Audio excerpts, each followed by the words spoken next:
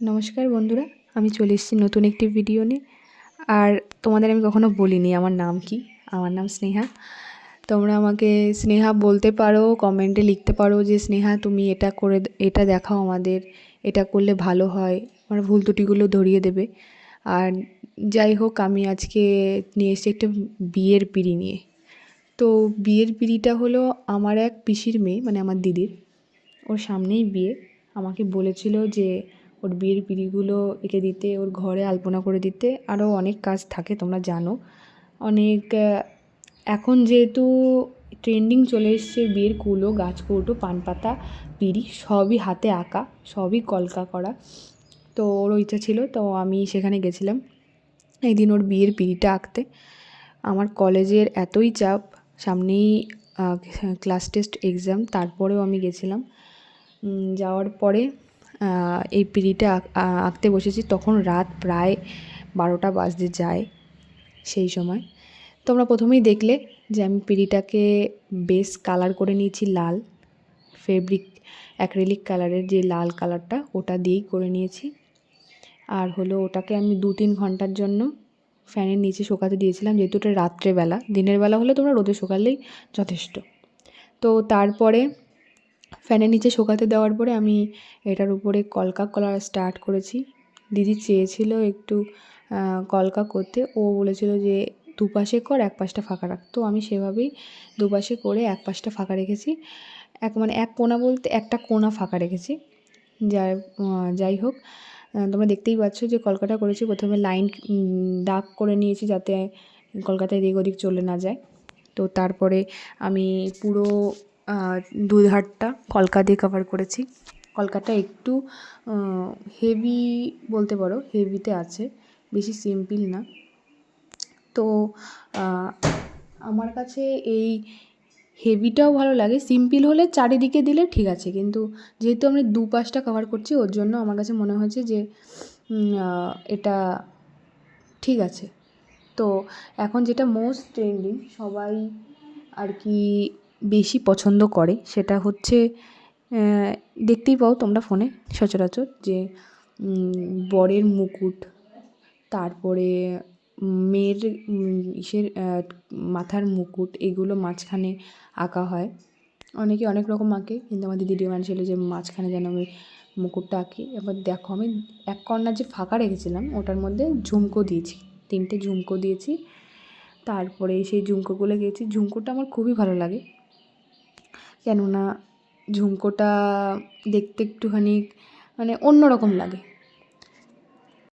আমার দিদিরও এটা খুব পছন্দ হয়েছে। তো তোমরা কিন্তু জানিও তোমাদের কেমন লাগছে, আর অবশ্যই কমেন্ট করো তোমরা। আমি এত কিছু দিচ্ছি ইদানিং, আমার কষ্ট হয় বাড়ি এসে, তারপরেও আমি ভিডিও দেওয়ার চেষ্টা করি, কিন্তু সেই মতন কোনোই ভিউজ নেই, লাইক নেই। মানে আমার দেওয়াটাই ফালতু হয়ে যাচ্ছে বলতে গেলে। এখন আমার মনের উপরেও চাপ পড়ে যে আমি এত কষ্ট করছি কিন্তু কিছুতেই কিছু হচ্ছে না। তো তোমরা আমার চ্যানেলটাকে সাবস্ক্রাইব করো, কমেন্ট করে জানিও কেমন লাগছে।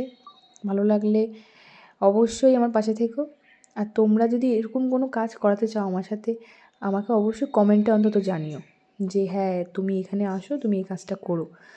আমি তাহলে অবশ্যই চেষ্টা করব সেখানে গিয়ে করার। আমি যদিও বাইরে কারোর কোনো সেরকম কাজ করিনি, আমার রিলেটিভদের মধ্যেই যত কাজ করেছি, বাইরে গিয়ে কখনোই করা হয়নি, মানে অন্য অপরিচিত কারোর বাড়ি গিয়ে।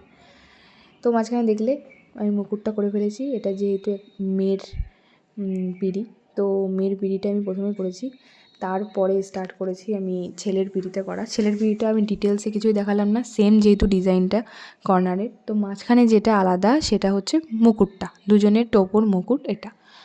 তো তারপরে আমি মুকুটটা করে এটা শেপে ড্র করে নিয়েছি। আর আমি মাঝখানে যে মুকুট টোপর দুটো ছোটোর মধ্যে রাখার চেষ্টা করেছি, যাতে বেশি না ঘিচিবিচি হয়ে যায়। তো দেখছো তোমরা যে আমি মুকুটটা আঁকার চেষ্টা করেছি, মানে টোপরটা বরের। তারপরে হলো এই টোপরটা আমি মাঝখানে বুঝতে পারছিলাম না কী দেবো, তো একটা পাপড়ি যেরকম হয় ফুলের, সেটা দিয়েছি। পাপড়িটা দেওয়ার পরে 2-3টে ধাপে যে ডিজাইনগুলো করা যায়, সে 2-3টে ধাপে ডিজাইনগুলো করেছি।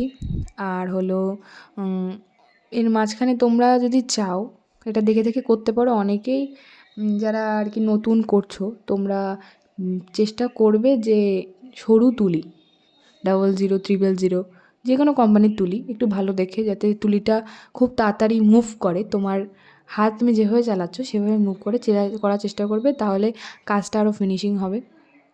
আমি জানি আমারটা অতটাও ভালো হয়নি, তাও অনেকেই এর থেকে অনেক ভালো আঁকে, সেটা তো ঠিকই। ভালোর কোনো শেষ নেই। এবার আমিও অনেকটা শিখছি, আমি এখনও অনেকই শেখা বাকি আছে আমার। আমি ছোটোবেলায় ড্রয়িং শিখতাম, কিন্তু এখন আর পড়ার চাপে আমি যবে থেকে মাধ্যমিক পরীক্ষা দিয়েছি তবে থেকে আমার ড্রয়িং শেখা বলতে গেলে অফ হয়ে গেছে। আমার আর সেভাবে শেখা হয়েই ওঠেনি। তো দেখো, সবচেয়ে মোস্ট ফানি পার্ট বলতে পারো বা পছন্দের পার্ট বলতে পারো, যেটা হলো এই দুপাশের যেই কদম দুটো থাকে, কদম ফুলই বলি আমরা, সেই কদম দুটো আমি সেই কদম দুটো দিয়েছি। আর দেওয়ার পরে এত সুন্দর লাগছিলো, আর দুটো পিঁড়িকে